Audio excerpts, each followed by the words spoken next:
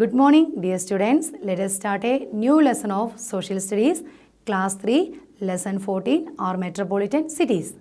The name of the lesson is Our Metropolitan Cities. We all know our motherland is a big and beautiful country, and it has different types of landforms like mountains, hills, deserts and plains. These different types of landforms make our country so beautiful. Because of its large size, our country India is called subcontinent. India is called a subcontinent because it is a vast country. And the people of India speak different languages. They follow different religion and culture. People live in small villages and big cities. A big and important city is called metropolis. Metropolis is a big and important city. Then, in this lesson, we shall learn about 4 important metropolitan cities of our country. They are New Delhi, Mumbai, Kolkata and Chennai. New Delhi, Mumbai, Kolkata and Chennai are the 4 important metropolitan cities of our country.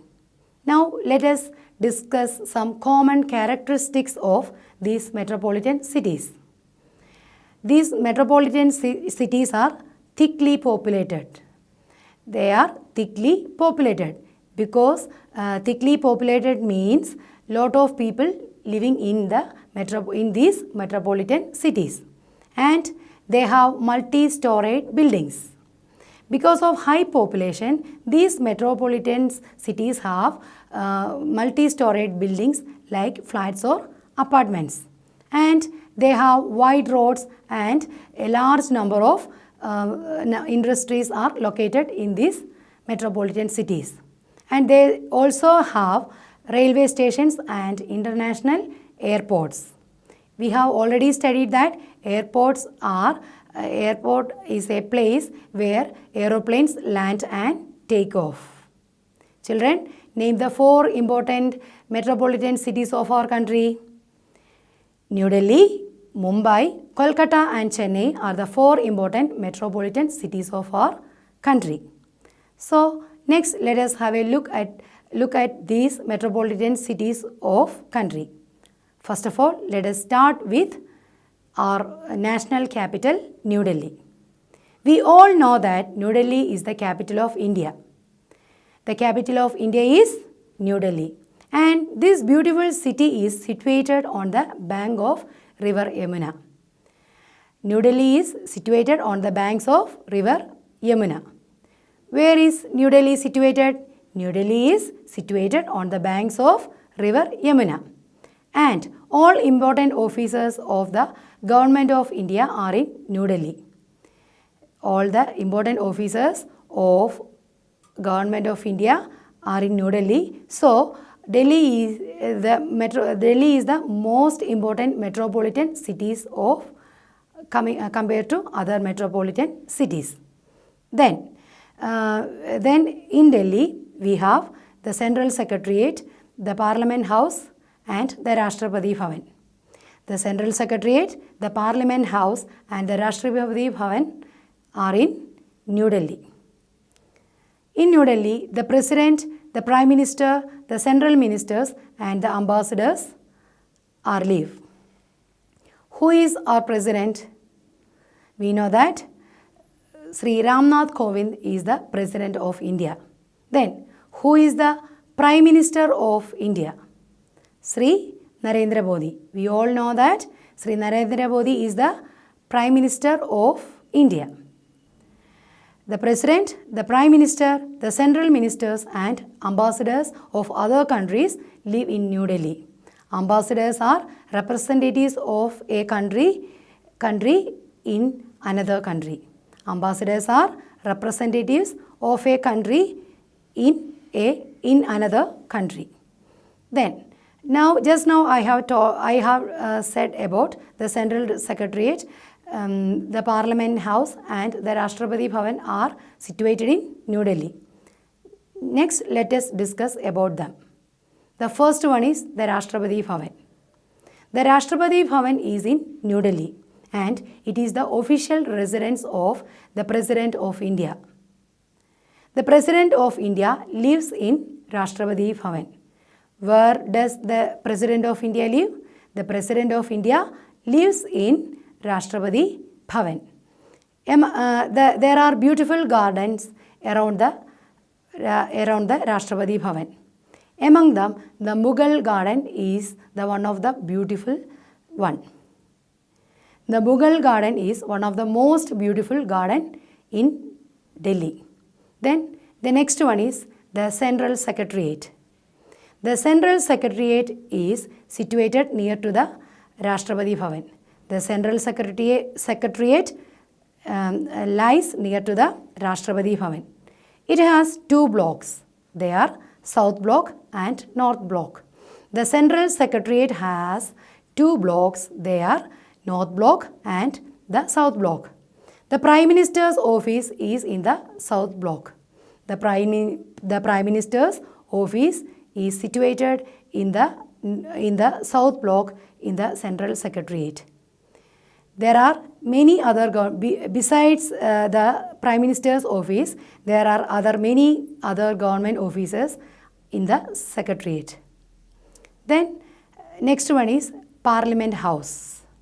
Parliament House is a beautiful round building near the Central Secretariat. And it has two houses. The Parliament has two houses. They are Rajya Sabha and Lok Sabha. Rajya Sabha and Lok Sabha are the two houses of the Parliament House. Then you will study more about these Rajya Sabha, Lok Sabha and also about Central Secretariat, Parliament in the coming lessons. Then the members of the Lok Sabha and Rajya Sabha hold their meetings and discussions in the Parliament House. Then the governments of other countries also have offices in New Delhi. The governments of other countries also have offices in New Delhi. They are called embassies or high commissions. Embassies and high commissions means the government of other countries also have offices in New Delhi. These foreign offices are called embassies and high commissions. Children, do you know Delhi is a historical place? Years ago, Delhi was ruled by many kings and emperors. So, Delhi is a historical place with a number of monuments. Monuments means a building or statue made to keep alive in the memory of a person or an event. Monuments is a building or statue made to keep alive in the memory of a person or an event. The Red Fort, the Juma Masjid, the Jantar Mantar and the Qutub Minar are the most famous monuments. They are the most important monuments in New Delhi, which is attracted by tourists all over the world. Then let us discuss these historical monuments one by one. The first one is the Red Fort. True to its name, the Red Fort is made up of red stones. It was built by Emperor Shah Jahan. Who built the Red Fort? The Red Fort was built by Emperor Shah Jahan. Every year on 15th of August, the Prime Minister of India hoists the national flag at Red Fort. Every year on 15th of August, the Prime Minister of our country hoists the national flag at Red Fort. Who hoists the national flag at Red Fort? The Prime Minister of India hoists the national flag at Red Fort every year on the 15th of August. Hoist means raises up to a higher position, often using rope. Here, hoist means raises up to a higher position, often using a rope. Then, the next monument is the Juma Masjid. This Juma Masjid also built by Emperor Shah Jahan. Who built the Juma Masjid? The Juma Masjid built by Emperor Shah Jahan. and it is one of the biggest and beautiful mosques in India. The Juma Masjid is one of the most beautiful and largest mosque in India. Then the next monument is the Jantar Mantar. The Jantar Mantar was built by Raja Jai Singh. Who built Jantar Mantar? The Jantar Mantar was built by Raja Jai Singh. It is an observatory. Observatory means a special building from where scientists watch the moon, the stars, and etc. It is an observatory from where scientists watch the moon, the sun, the stars, etc. And the Jantar Mantar was used to study about the sun, the moon, the stars, etc. Then, the next important monument in Delhi is the Qutb Minar. It was built by Qutbuddin Aibak, and it is a tall monument which is situated in Delhi. The Qutb Minar is a tall monument. It was built by Qutbuddin Aibak. Now we have discussed 4 important monuments in India. Which are they? They are the Red Fort, the Juma Masjid, the Jantar Mantar, and the Qutb Minar. Next important tourist attraction is the Rajghat. It is a Samadhi of Mahatma Gandhi. Samadhi means tomb. Tomb is a place where dead person were buried. Then Rajghat is the Samadhi of Mahatma Gandhi. We know that Mahatma Gandhi is the father of our nation. Mahatma Gandhi is the father of our nation.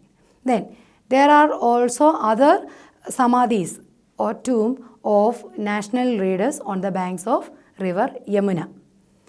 On important occasions, the Prime Minister and the President visit these samadhis and pay homage to the late leaders. On the special occasion, the President and the Prime Minister of our country visit these samadhis and pay homage. Homage means showing great respect or honor to the late leaders. Children, what is the speciality of January 26th? Every year on that day, we celebrate Republic Day. On the Republic Day, the President takes salute at a special parade near the India Gate. Near the India Gate, on the Republic Day, the President of India takes salute at a special parade. And the Amar Jawan Jyoti is at the India Gate. The Amar Jawan Jyoti is a flame lit at the India Gate, and it burns continuously in the memory of Jawans. Jawans means soldiers who sacrifice their lives for our country. Why is Amar Jawan Jyoti lit always? The Amar Jawan Jyoti is a flame lit that burns continuously in the memory of Jawans or soldiers who sacrifice their lives for our country.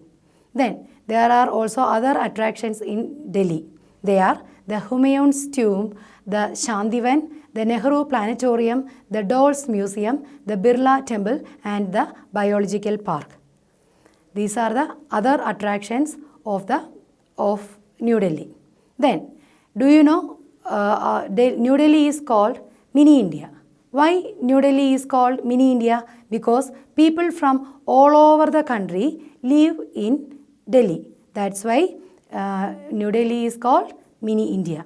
They celebrate all the major festivals together, and being the capital of India, this city celebrates all the national festivals.